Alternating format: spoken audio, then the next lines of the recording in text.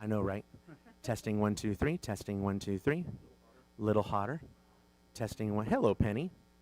Good morning, Penny. Penny walks in with.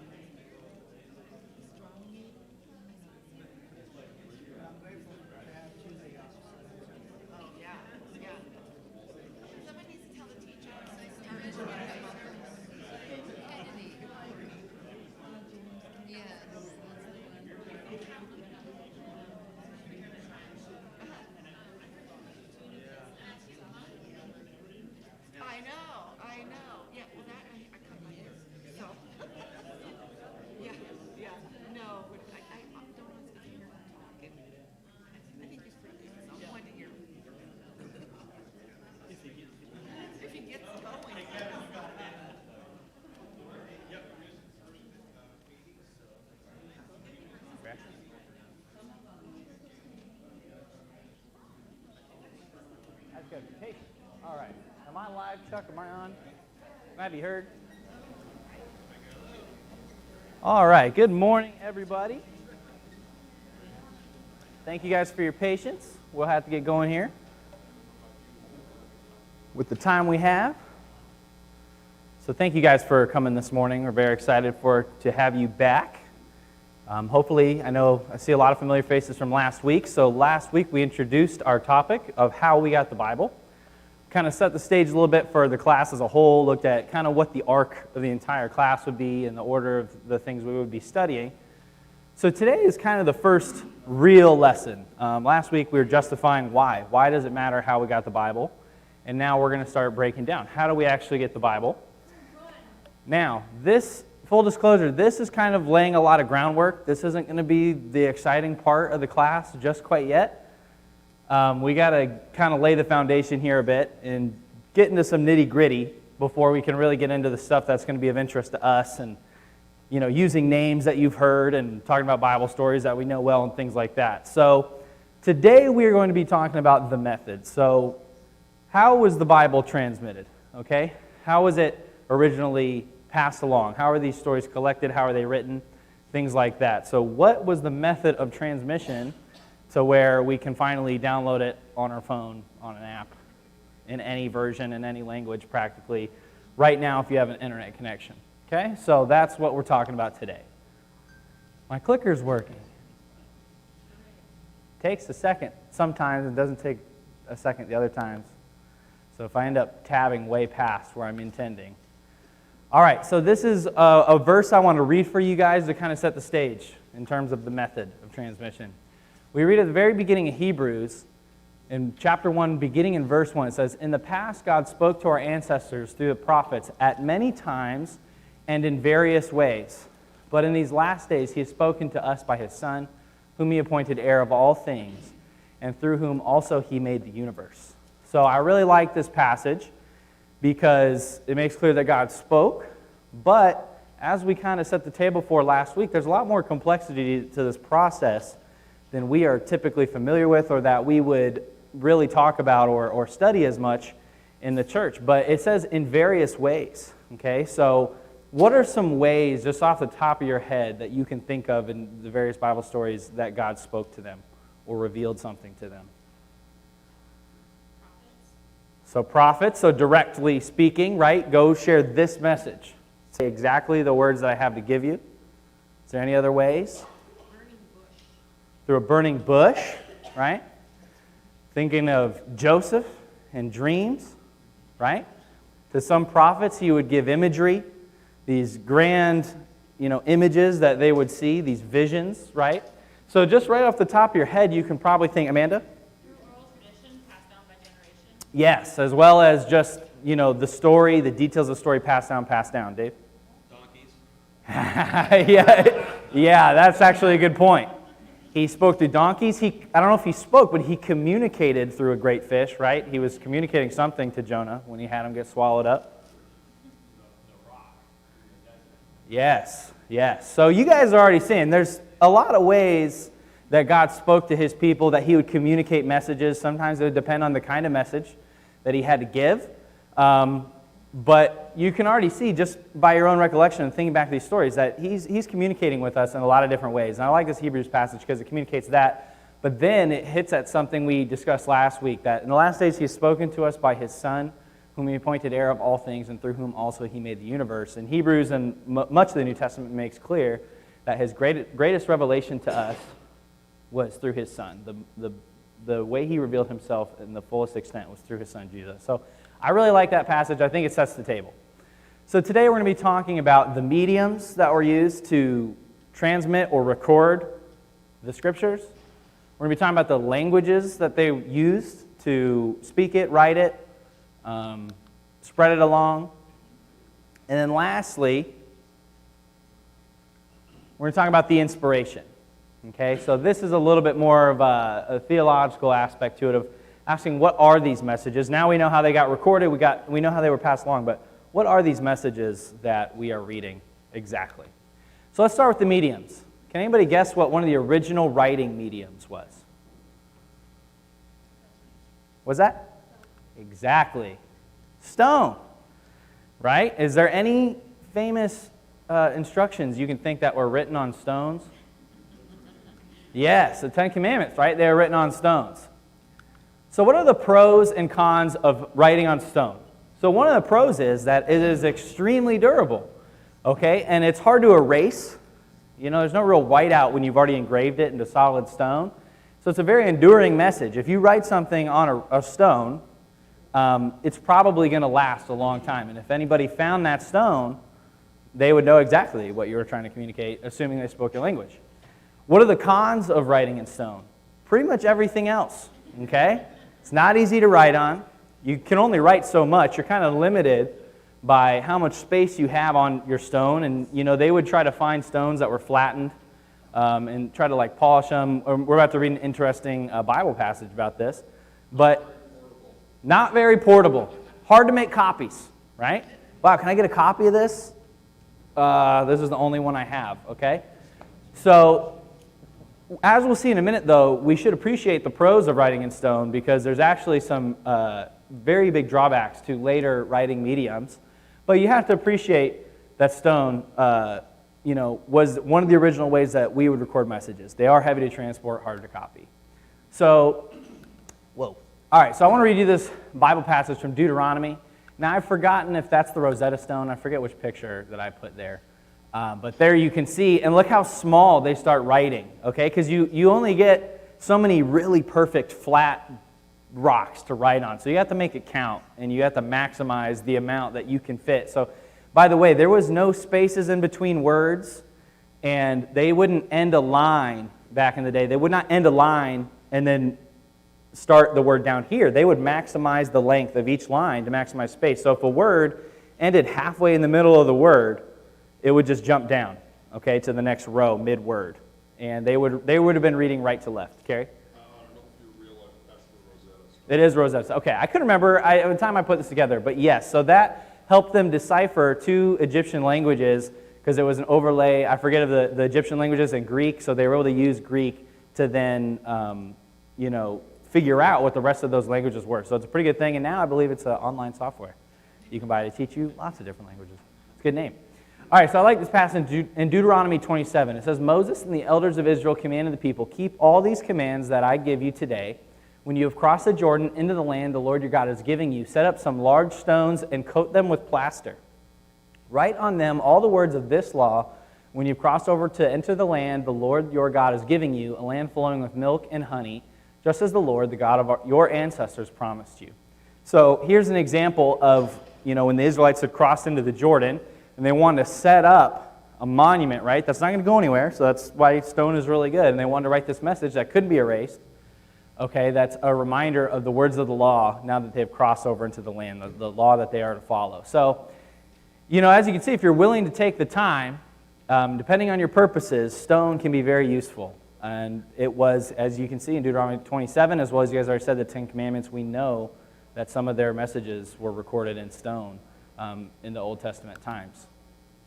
So the next medium we want to talk about is cuneiform or clay tablets. Okay, so some of the pros of clay is that it's extremely durable and it endures. Okay, now there are some mediums we're not going to really talk about, things like pottery and potsherds and things like that. We find those all the time and can learn a lot about various cultures and some history from the sides of like clay pots. So I didn't give that its own category, but that's another type of thing similar to this in ways that they could record history and that we've received it. Okay, so it's extremely durable. We found a lot of these clay tablets and we can read a lot of what's written on there. So they're very handy. And much like stone, they are very durable. Cons, just like stone though, heavy to transport and hard to copy. But it's kind of like a half step because they're a lot easier to engrave. You know, you can soften them, and that way it's far easier for you to engrave. And then once you bake it, then it hardens and is, you know, it's set. So it's a lot easier to probably work with than stone. So you can imagine that when they started developing these clay tablets, that they were probably very pleased with the improvements. And cuneiform is from the Latin word cuneus, I don't know if I'm pronouncing that right, meaning wedge. Okay, so it was like the type of instrument that they would use to engrave these clay tablets. So this is the Cyrus cylinder, which is very pertinent to the Old Testament history and a student of Old Testament history, because they believe that it was cylinders like this that carried forth a decree that you might recognize. So in Ezra chapter 1, we read, "In the first year of Cyrus king of Persia, in order to fulfill the word of the Lord spoken by Jeremiah, the Lord moved the heart of Cyrus king of Persia to make a proclamation throughout his realm and also to put in writing, this is what Cyrus king of Persia says, the Lord the God of heaven has given me all the kingdoms of the earth, and he has appointed me to build a temple for him at Jerusalem in Judah." So originally this doesn't say how this message was recorded, but they found this Cyrus cylinder, and so they think that these messengers had this cylinder and they could go town to town and read the decrees that King Cyrus had given them. So it's pretty cool. Now reading off of that would probably be a nightmare. I would need to probably get a new prescription of my glasses. You'd imagine it'd be easy to lose track of exactly where you were, and you'd have to turn it at just the right rate, much like a rotisserie pig. You know, you got to rotate it at just the right speeds. They weren't always cylinders like this. I imagine that this was how they did this, though, because it'd be easier to carry, you know, and be more portable. But that's kind of a cool instance of something being written in clay that we can pretty safely confirm here from Old Testament history. Now, the next one is probably one you'll be familiar with. It's papyrus. And it originated in about the 5th century BC, they think. Okay? And so what papyrus was is they would take reeds from along the Nile and flatten them out, and they would press them, and you would kind of take you would take a vertical, you would lay a network of vertical reeds, and then you would take another set of horizontal and press them onto the verticals that you'd already said. So that way, when they dry and some of like the sugars that were in the reeds would kind of act like a glue, a lot of times they would put them under rocks to help them set and to stay flat. And so when you were done, you essentially had the equivalent of paper, or the closest thing they would have had in ancient times. And you could imagine, if you were a scribe, when they started coming around with this, you really were probably very thankful for whoever kind of figured out how to do this, or, you know, as it was passed down. So the pros of papyrus is it's very easy to write on, very easy to carry. It's like paper. It's very light. You could roll it into a scroll. Later on, not so much with papyrus, but you start getting into what they called codexes, or books, essentially, where you were layering just stacks of the paper and binding it, right, and then you could take it. Now, one of the cons, though, of papyrus is that it wears down very quickly, and it can be torn, it can be burned. You know, all throughout history, there's instances of where one nation or a conqueror will overthrow a city or take over a city, and a big part of what they do is collect up all their books and information and burn it. Okay? So I heard a story about Genghis Khan, that when he destroyed Baghdad in like the 12th century or something like that, and they murdered all the learned men, they burned all their books and all this, and until that time in the Middle East, they were very advanced in things like astronomy and studying the stars and mathematics. And, I mean, who knows, the historian said this, but I don't know how you prove this, but they estimate that he would have set back the people in that country until the 20th century. So from the 12th century to the 20th century, it took them that long to gain back the knowledge and become more advanced than they were in the 12th century when Genghis Khan came through. Or it wasn't Genghis Khan, it was one of his sons, but they came through and wiped them out. And so that's a huge con of papyrus. And so in a weird way, we actually, in some instances, know more about further back history than we know about history that's closer to us, because once papyrus became the main writing medium, all we have are kind of copies made centuries later. And this isn't just in terms of biblical history, this is in terms of all kinds of history. One of the main histories that teaches us about Julius Caesar, the oldest copy of it we have is from like AD 1000. So there's 1,000 years removed between when supposedly he wrote it with the assistance of somebody and our oldest copy of it. And this is a problem because papyrus, and not just that it can be burned, but I mean, it just wears out. I remember when I was at Sunset, they had a Bible museum. So they have all these old Bibles. And there was a Bible there. It was big and leather and all this. And I was like, this Bible must be 1,000 years old.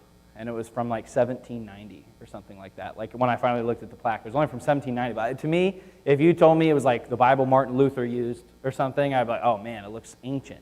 Paper wears out very easily. And if any of you guys have Bibles maybe from like back in the day when you were young until now, it's probably practically destroyed. I have a Bible just from like 2005, and I can't believe how worn the binding is falling off. So you can imagine that you lose a lot of history, but you have to assess the advantages it has in terms of taking the message out there. So if the Gospels were written all on stone, that would have been a lot more difficult for them to quickly be taking these different writings, making copies of them, and taking them out.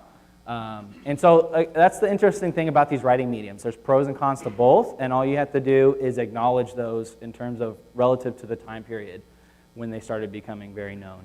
And so, like I said, a lot of those pots and a lot of those clay tablets have survived better, even though they're like centuries older than the stories that were recorded on papyrus. This is from, I believe, an ancient version of John. They just found a piece of it, but they believe it's from like the 1st century. I forget exactly which passage it has. One instance, though, in the Bible where you see this word is from 2 John, beginning in verse 12. He says, "I have much to write to you, but I do not want to use paper and ink. Instead, I hope to visit you and talk with you face to face so that our joy may be complete." Now, that word right there where it says paper and ink is chartes in the Greek, which is like a singular of papyrus, so like one piece of paper. But in the Greek, you would also see the word papyrus, which would be like, that's what you would use for like a scroll or something like that. It'd be like a multiple of papyrus or several sheets of it. And then the Latinization of papyrus is papyrus. Okay, so that's where we get the word papyrus from. So just kind of interesting, and that's just kind of a preview of the ways that these things adapt over time. So we're getting the Latinization version, but papyrus would have been used way before that Latinization of that word would have been used. Now this is that's one of the most significant, and it's called parchment, which is like basically leather. They take the hides from, the best ones are called vellum. They take them from like baby cows and things like that, where the skin's a little softer, and they stretch it out, and they treat it. They do all the stuff. Sometimes they'll like scrape it to give it lines even. And then once it sets, it's light, not as light as paper, but it's lighter. You can bind it, you can make scrolls with it, you can make books. And it's kind of the best thing up to that point. They believe that it originated in around the 2nd century BC, and then kind of by, the 500-600s AD, by the times like when the Masoretes would have been writing and translating their Bible stuff, parchment was kind of the preferred. But it was also expensive, as you can imagine. So, I mean, papyrus still had a place because you couldn't get parchment for nearly as cheap. So some of the pros, like I just mentioned, is it was easy to bind and carry. One interesting thing, and this is actually a problem, is you could reuse it, so you could kind of wash it. And so sometimes some of these scribes, they would come in and they would say, this writing is faded, and so they would try to like recopy it over the top. And like to us now, like they have chemicals and ways they can kind of see underneath, but it's not perfect. And so now you're like, you got rid of the older manuscript. Why would you do that? Okay, but if you're just writing any message, that wasn't scripture, that would be a huge advantage. The idea of like, I can use this more than once, if I'm determined to, would be very nice. Cons, it's still destructible and it can still fade, but it holds the ink far longer and is far more durable than the paper. And so like a lot of the manuscripts, as we'll talk about in the upcoming weeks, are almost all written on parchment or vellum. Okay, now reading Harry Potter, by the way, growing up, they would always talk about he'd write on parchment. I thought it was paper. I actually didn't even really realize what parchment was. And maybe that's like commonly now they just call it parchment, but it's really more like paper. I don't know. But I didn't know what it actually was until doing this study, so I found that pretty interesting. So this is a scroll of Isaiah. And I believe this one is from, I'm forgetting the Quran, not the Quran. It sounds like Quran. But it's from these caves where they made these discoveries of all these ancient scrolls. They found all kinds of Old Testament passages. They believe that they were recorded in about the 2nd century BC, so before the time of Jesus. And it's kind of fascinating because there's very little changes. Okay, so we'll be talking about this discovery a little bit more later. Qumran Caves, I think is what it is. Yeah, there we go. So the Qumran Caves. And so this is actually a scroll of Isaiah. They found a complete scroll of Isaiah that was written in about the 2nd century BC. Now the reason this is interesting, if you remember the story of Jesus when he's in Nazareth, it says that in Luke 4, verse 16, he went to Nazareth where he had been brought up, and on the Sabbath day he went into the synagogue, as was his custom. He stood up to read, and the scroll of the prophet Isaiah was handed to him. Unrolling it, he found the place where it is written, "The Spirit of the Lord is on me, because he has anointed me to proclaim good news to the poor." So when they would have handed him a scroll of Isaiah, it would have looked a lot like this scroll that they discovered. They might have even had a newer copy, because they believe this particular copy of Isaiah was from the 2nd century BC, but that's what it would have looked like, what they had given him to read from on that day. So I found that pretty fascinating, and that would have been written on parchment. So that is, again, that's not all the mediums, but that is the main types of writing mediums that we're going to be discussing for this class and how the message was passed down. I think Amanda already mentioned oral history. We're going to be talking a lot more about that next week.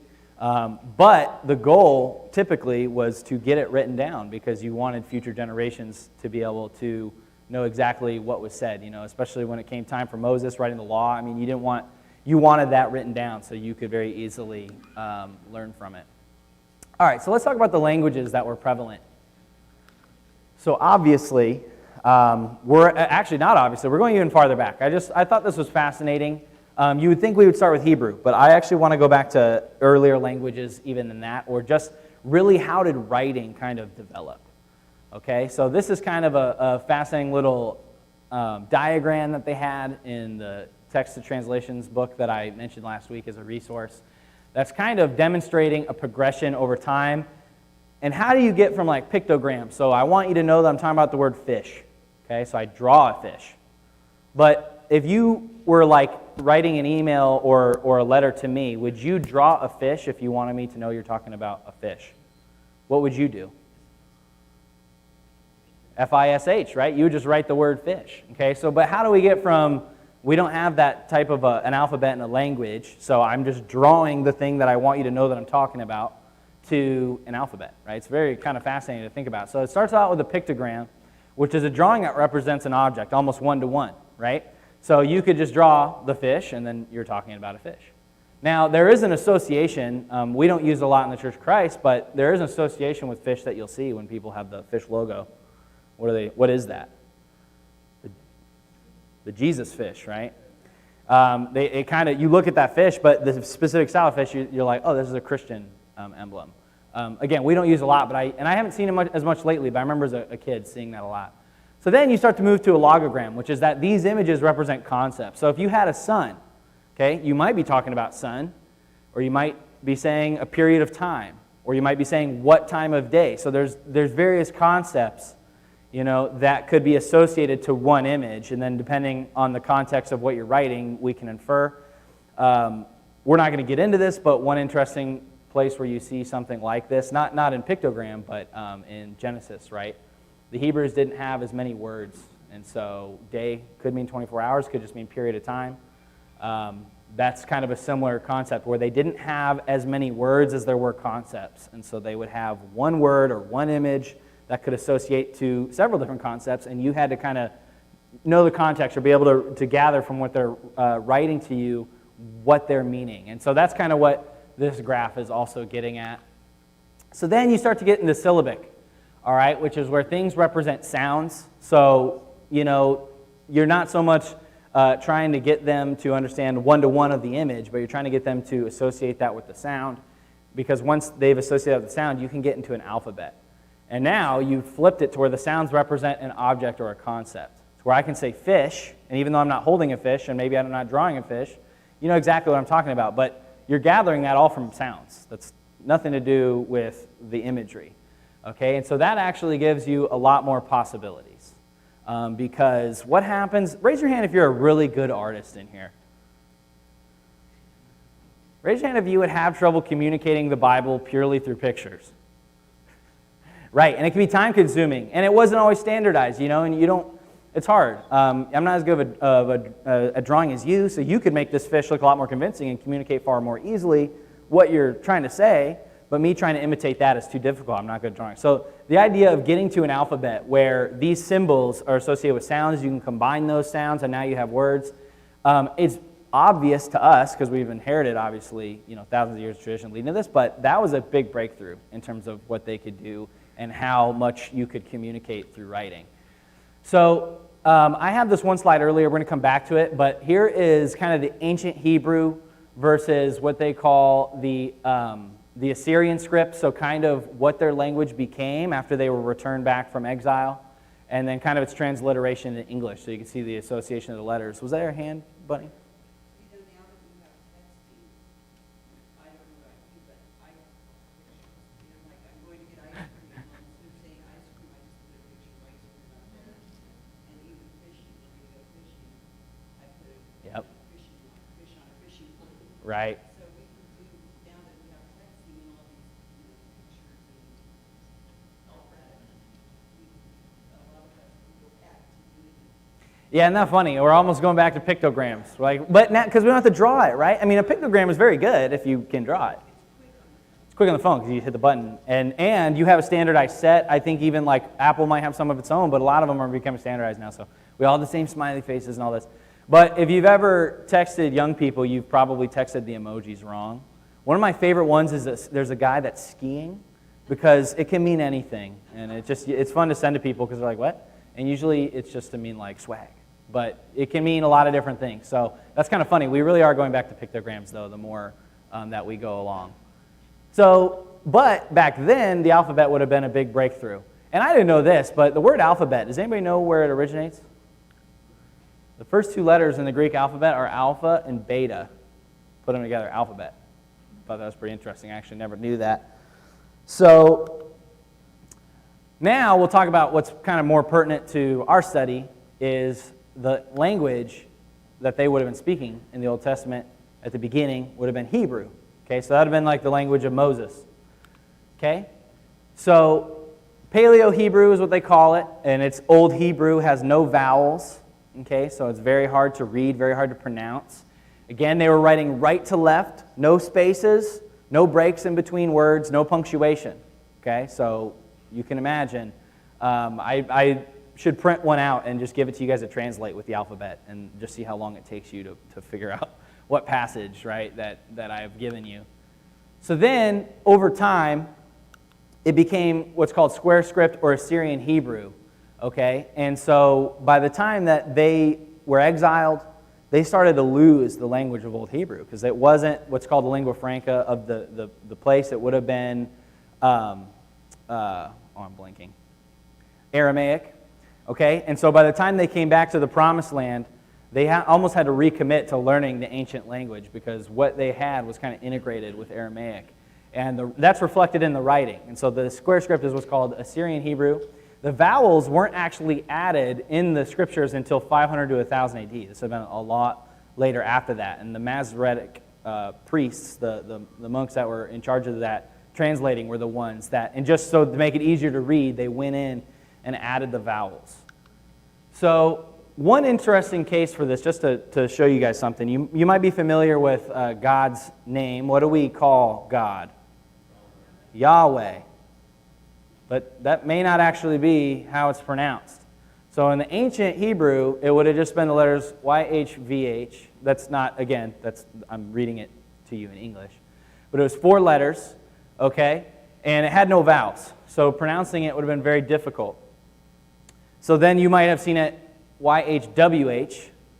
And then from there, what they did is they took the vowels from the name Adonai, which is another name for God, but it wasn't a specific name. It was just like the equivalent of Lord. So anywhere in the Bible where you read Lord, but it's lowercase, capital L, lowercase O-R-D, that's typically them translating the word Adonai. So it's just more general, like Lord, like you are above us, God. But Yahweh is like, no, him specifically, because we know that all these pagan cultures had all these idols and all these other gods.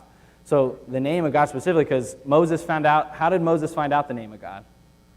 He said, what if I go tell them you sent me? And they ask me who sent me, right? Yep. And we know that it means I am, which is very cool.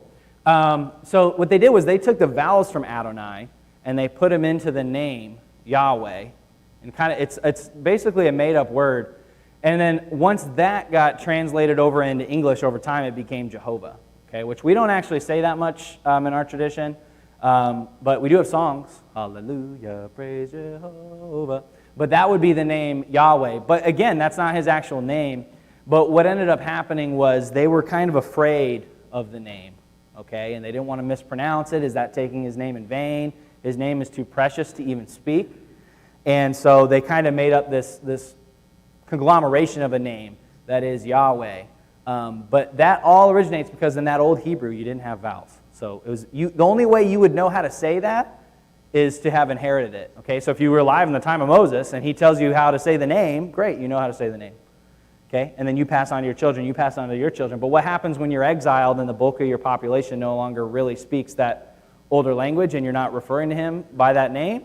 You kind of lose it. So then by the time they came back and were then trying to update their manuscripts, that's where Yahweh came about. So I found that very fascinating, just in how that works. And you actually see evidence of this in Nehemiah chapter 13, beginning of verse 23. Nehemiah says, "Moreover, in those days I saw men of Judah who had married women from Ashdod, Ammon, and Moab. Half of their children spoke the language of Ashdod or the language of one of the other peoples and did not know how to speak the language of Judah."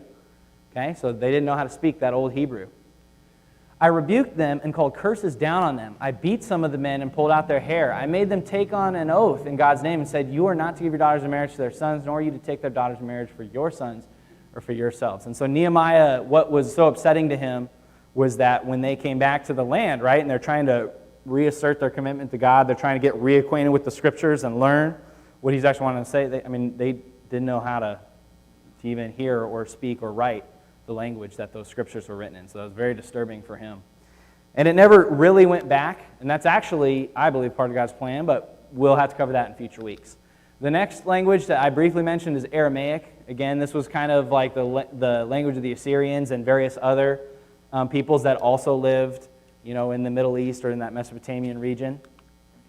So, let's see. It's derived from the Arameans, people of Aram, and the Israelites likely adopted Aramaic in the Assyrian and Babylonian exile. Do you guys remember what Jeremiah wrote to the exiles? What did he tell them to do? He told them to thrive, right? He said, basically flower where you're planted and thrive while you're there. Well, to communicate with the people of the nation they're living in, they would have had to speak their language. Okay, so you start speaking, and then what are their kids going to learn? What's more useful to them at that point? Aramaic, right? And so this language kind of got integrated with the people of Israel and never really went away fully, even after they had returned to the land, even after people like Nehemiah tried to recommit them to the Old Hebrew.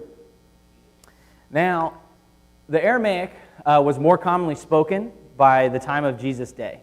Okay, so that's why many people believe that would have been the main language that Jesus spoke. Obviously, we also believe he was familiar with Old Hebrew. We know that he quoted scriptures all the time and was reading the scriptures. There were attempts to translate them into Aramaic, but I don't believe in that day that wasn't as much the case because, again, that priestly order was like, no, we are studying and keeping these scriptures in the ancient language, in the language, right, in our people's language. But Jesus was likely familiar with both. So Ezra, this is kind of interesting. There are whole passages in the Bible that are written in Aramaic. So this is also in Ezra, chapter 4, verse 7. It says, "In the days of Artaxerxes, king of Persia, Bishlam, Meredith, Tabeel, and the rest of his associates wrote a letter to Artaxerxes. The letter was written in Aramaic script and in the Aramaic language." And if the next chapter or two, I forget how long that letter is originally, that's actually in Aramaic. So Ezra is written in Hebrew, but then it jumps to Aramaic because that was what the letter was sent out in, was Aramaic, and he just recorded the letter word for word from how it was sent out. But it wouldn't have been a problem because most of the people in that time would have understood it. Now, this is a famous passage, Matthew 27, verse 45. "From noon until 3 in the afternoon, darkness came over all the land. About 3 in the afternoon, Jesus cried out in a loud voice, 'Eli, Eli, lama sabachthani,' which means, 'My God, why have you forsaken me?'" But that phrase is Aramaic. That's not a Hebrew phrase. So that's one evidence for the fact that Jesus would have spoke Aramaic. So it's kind of a prevalent language that we don't always talk a lot about because it's not most of the manuscripts, our oldest manuscripts, are not written in those languages, so they're not as pertinent. This is one a lot of us are familiar with because we're going to talk about Greek, which is the language of the New Testament, right? So it actually descended from the Semitic languages, and I find this kind of fascinating. They believe it descended from Phoenicia, which was like a seafaring culture, a lot of trade and things like that. And so when they would have been traveling up through towards Greece and things like that, the original settlers of that area might have even been descended from Phoenicians. And so the Greek alphabet actually has some similarities to the Hebrew alphabet, but obviously over time it diverged and went its own whole way. But I find that kind of fascinating that it originated from the Semitic languages, so it would have originated from people similar to the Israelites, but as it went up into Greece, obviously it adapted and became, to be quite honest, a far more sophisticated language than the Hebrew because it had longer to develop and was longer a position of dominance. So almost the entire New Testament is written in Greek. Even when they're quoting the Old Testament, they're almost always quoting from the Greek Old Testament. Paul was quoting from what we call the Septuagint. Okay, so odds are he knew Hebrew as well, but it was just easier. They had more copies of it, and more people spoke Greek, so it just made sense to spread and quote the gospel and the scriptures in Greek. Okay, so almost all of what you read in the New Testament is Greek. Greek was originally right to left, just like those Semitic languages, also with no divisions or punctuation. And it had spread to nearly the entire world as a result of the conquest of Alexander the Great, okay, a few centuries before the time of Jesus. So it became, again, what's called the lingua franca, much like what English is. When you travel to other countries, you can communicate, even though you don't share language, because you can use English. Same thing for Greek after the time of Alexander the Great. So if all these different cultures can speak it, why is that useful? You spread the gospel, right? It's not just about the Hebrew culture and the Hebrew religion. It's for everybody, and you can understand what I'm telling you. Penny? I think it's interesting also that there's a classical Greek that most people didn't speak. The New Testament is written in street Greek, is what I call it. Yes. It's the common language of the people. Yeah. So when you read that, you're looking at common, ordinary language. Yep. Which is why I prefer something besides the King James. It's practical English. I want street English. Well, no, so here's the thing. King James isn't proper English. It actually is street English. We'll talk about this. Oh, yes. Ye's and thou's are not proper English for that time period. It's as a result of the prominence of the King James that we associate. So whenever somebody's trying to be pretentious or make fun of somebody's pretentious, oh, thou art mighty. You know, they're talking like that, but that's not even how that language is basically street English. But that's a great point. Is it Koine? Is how you say it, Koine Greek? It is. It's common Greek. It's what the just bulk of the population would have been speaking. It's not this flowery. And we're the ones that have made it about, well, I have to speak, ornately and have these great words. Only to be worthy of speaking God's message, it needs to sound good. Well, can you make the message sound good enough to be worthy of God? No. Okay. And so a lot of what you're reading is written in the language of the people because who's the message for? The people. Okay. So thank you, Penny, for mentioning that. And that's something we will talk about more in the upcoming weeks. We're about to call it, we're not going to quite get through this one. We're going to have to call it a little bit early, so we'll have to cover the rest of this next week. But by the 1st century, the Greek translation of the Old Testament is even believed to be the most commonly read by Jews and Christians. Okay? And so in the time between the Testaments, when the Old Testament was translated into Greek, it was translated in Egypt, or Alexandria is what it was called by that time. And they believe that there was upwards of a million Jewish descendants living in and around Alexandria around the time that they translated it into Greek. And that, again, was the trade language. So even in Egypt, they had a language called Coptic by then, but still, when you were communicating, you'd use Greek. And so it just became more efficient to learn it in the Greek and to spread it in the Greek, even for the Hebrews, which is kind of fascinating. And so, like, if you gave a Hebrew in that time period, the Hebrew Old Testament, there's higher odds they couldn't read it than if you handed them a Greek one, which is kind of a fascinating thing. So we're going to have to end it there. Next week, we're going to briefly cover the inspiration for these things. So how do we know the messages that we were keeping were the ones we should be keeping? Because as we'll find out through this class, they wrote down a lot of other books and a lot of other writings that we decided not to keep. So how can we recognize the scriptures that should be kept and recopied versus the ones that are not necessary? So thank you guys again. I know this is a little bit more of a dry lesson, so stick with it, and we'll get into the good stuff starting next week.